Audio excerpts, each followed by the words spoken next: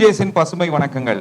ப்ளூஜேஸ் media works Chennai சமூக பணி கல்லூரி அவர்களோடு இணைந்து குறிப்பாக social entrepreneurship department, student development council of MSSW, Samanvaya, இந்த அத்தனை பார்ட்னர்ஸோட இணைஞ்சு இன்றைக்கி ஒரு அருமையான ஒரு பேனல் டிஸ்கஷன் வந்து துவங்குறோம். பேனல் டிஸ்கஷன்னா சென்ட்ரல் அண்ட் ஸ்டேட் மத்திய மாநில பட்ஜெட்கள் எந்த அளவுக்கு சுற்றுச்சூழல் மற்றும் நிலைத்த மேம்பாடு, அதாவது green and sustainable development and livelihoods சேலஞ்சஸ்க்கு இதுக்கு எவ்வளோ ஸ்கோப் இருக்குது, கேப் இருக்குது. ஸோ இதை பற்றி ஒரு பேனல் டிஸ்கஷன் நம்ம வந்து ஸ்டார்ட் பண்ணுறோம். ஸோ ஸ்டார்ட் பண்ணுறதுக்கு முன்னாடி இங்கே உட்காந்துருக்கிற யங்ஸ்டர்ஸ், நீங்கள் வந்து பட்ஜெட் இதுக்கு முன்னாடி எதுவும் பார்த்துருக்கீங்களா? பட்ஜெட்லாம் அப்சர்வ் பண்ணுவீங்களா? அதை பற்றி படிப்பீங்களா? என்ன உங்களுக்கு எக்ஸ்பீரியன்ஸ் இருக்குது சொல்லுங்கள். You obviously see it on news and நிறைய அந்த பட்ஜெட் பற்றி கேள்விப்பட்டிருக்கோம். obviously எத்தனை வருஷம் இந்த மாதிரி பட்ஜெட் பார்த்துருக்கீங்க? I mean since 10th standard higher secondary level. So full budget பார்ப்பீங்களா இல்லை ஜஸ்ட் பட்ஜெட் இஸ் ஹேப்பனிங் அப்படின்னு பார்த்து? Budget is happening, headlines basically. So budget பற்றி நமக்கு இருக்கக்கூடிய இந்த பெர்ஸ்பெக்டிவில் பட்ஜெட்டை வந்து நம்ம ஏன் பார்க்கணும், பட்ஜெட்டை வந்து நம்ம ஏன் அதை பற்றின கவனம் செலுத்தணும், பட்ஜெட் எவ்வளோ முக்கியம், இதை பற்றி பட்ஜெட் எப்படி உருவாக்கப்படுது, இதை பற்றி நம்ம பேனலிஸ்ட் என்ன சொல்கிறாங்க அப்படின்னு கேட்போம். பட்ஜெட்டுங்கிறது என்னது? வருஷம் வருது. இது ஒரு பெரிய பரபரப்பாக ஒரு விஷயமா February Marchல சென்ட்ரல் கவர்மெண்ட், ஸ்டேட் கவர்மெண்ட் அதுக்காக பல்லாயிரக்கணக்கான பேர் கவர்மெண்ட் அஃபீஷியல்ஸ் ஒர்க் பண்ணுறாங்க. மீடியாவில் ஒரு பல நாள் பரபரப்பாக பேசப்படுது. இதெல்லாம் எதுக்காக பண்ணுறோம்? பட்ஜெட்டுங்கிறது என்னது? ஸோ ஃபர்ஸ்ட் ஆஃப் ஆல் நம்ம வீட்லேயே வந்து எவ்ரி மந்த் வந்து ஒரு பட்ஜெட் போடுவாங்க. அது எதுக்குன்னா நம்மளுடைய நல்லதுக்கு, நம்மளோட வீடு வந்து வளர்ச்சி அடையணும் அண்ட் இருக்கிற காசு வச்சு ஒழுங்காக செலவு பண்ணணும், எல்லாமே கன்சிடர் பண்ணி போடுற பட்ஜெட். ஸோ அதே மாதிரி தான் ஒரு நாட்டுக்கு ஒரு வளர்ச்சி தரக்கூடிய அந்த ஒரு நிலையில் இருக்கும் போது பட்ஜெட் போடுவாங்க. ஸோ இந்த வருஷம் போட்டிருக்கிற பட்ஜெட் வந்து நிறைய இந்த மாதிரி இம்போர்ட்டட் ஜுவல்லரிஸ், பைசைக்கிள்ஸ் இதோட ரேட் எல்லாம் ரொம்ப இன்க்ரீஸ் பண்ணிட்டு, சில ரேட்ஸ் எல்லாம் ரொம்ப டிக்ரீஸ் பண்ணிட்டு, ரூரல் இருக்கிற அந்த லைஃபை பற்றி ஃபோக்கஸ் பண்ணல அப்படின்ற மாதிரி எனக்கு தோணுச்சு. எஜுகேஷன் அதை பத்திலாம். ஏன் பட்ஜெட் போடுறாங்கன்னா ஜஸ்ட் நம்ம கண்ட்ரி எந்த பொசிஷன்ல போகுது, like what policies you taking, எப்படி போகுது, what is your plan for your, that's it. நம்ம இந்தியன் கான்ஸ்டிடியூஷன்ல வந்து socio economic development for all, social justice, இது ரெண்டு தான் முக்கியமான ஒரு சரத்து. பட்ஜெட் வந்து எந்த அளவுக்கு இந்த கான்ஸ்டிடியூஷன் வேல்யூஸை நோக்கி நகருது அப்படிங்கிறத பார்க்க அதுக்காக தான் பட்ஜெட் ஒரு இது விஷயம் வருது. இது ஒரு political representation and economic representation. ஒரு கண்ட்ரியா, ஒரு கவர்மெண்டா, ஒரு நாடா நம்ம வந்து நம்மளோட எக்கனாமிக் ஸ்டேட்டஸ் எதுக்கு என்ன பண்ண போறோம் அப்படிங்கிற ஒரு அசஸ்மெண்ட் சிம்பிளா. இன்னொன்னு நான் எப்படி பார்க்குறேன்னா, இது வந்து ஒரு டெமோக்ராட்டிக் டூல்.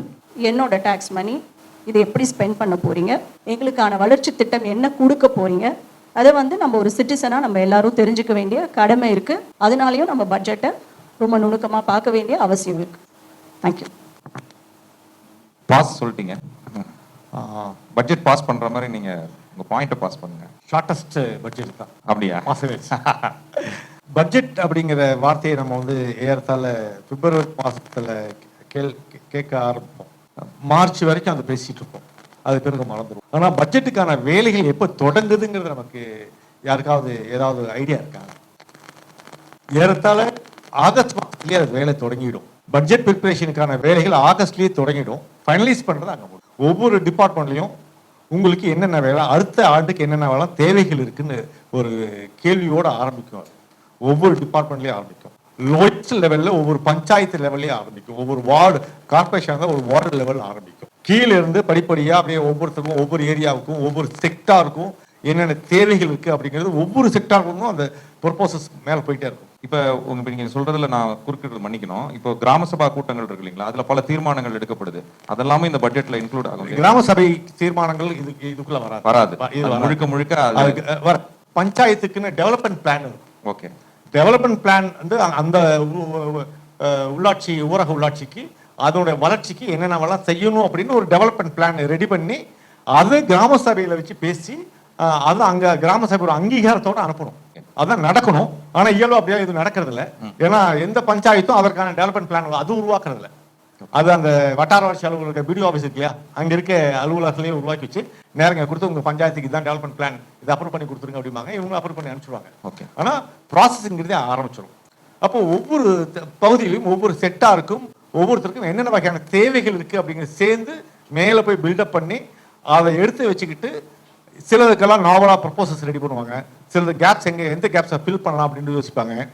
அதான் டாப் லெவலில் நடக்கக்கூடியது. அப்படி எவ்வளோ நமக்கு ரெவன்யூ வந்திருக்கு, வரியா எவ்வளோ வந்திருக்கு, இது எதுக்காக கொடுக்கலாம், எது புதுசாக நம்ம யோசிக்கலாம் அப்படின்லாம் யோசனை பண்ணி அதுக்கு பிறகு தான் பட்ஜெட்.